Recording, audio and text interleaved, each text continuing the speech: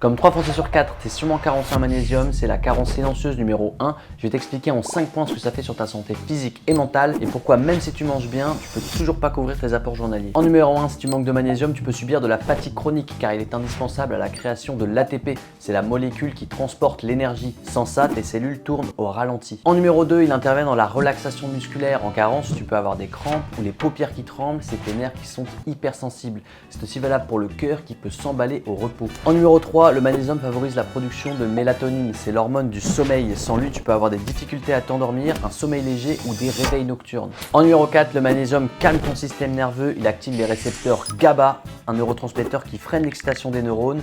En carence, tu deviens plus nerveux, hypersensible, irritable, tu restes sous tension. Et enfin numéro 5, le magnésium aide à la synthèse et à l'équilibre de la dopamine et la sérotonine, l'hormone du bien-être et du plaisir. En carence, tu cogites en boucle, tu as du mal à te concentrer et tu perds en clarté mentale. La supplémentation est la seule façon réaliste d'assurer un niveau optimal pour un fonctionnement nerveux et musculaire équilibré. Nos sols sont appauvris et le raffinage élimine jusqu'à 80% du magnésium des aliments et comme si c'était pas assez, ton corps n'absorbe que 30 à 50% du magnésium que tu manges. En prenant en compte ces paramètres, il faudrait manger environ 500 g d'amandes par jour pour couvrir tes apports de référence. Je te conseille de prendre du magnésium bisglycinate juste avant de t'endormir, ça favorise la détente. Il a aussi le meilleur taux d'absorption entre 70 et 80%. Essaie de viser les apports de référence pour un adulte, soit environ 375 mg par jour. Si le sujet t'intéresse ou que tu as des questions, n'hésite pas à laisser un commentaire.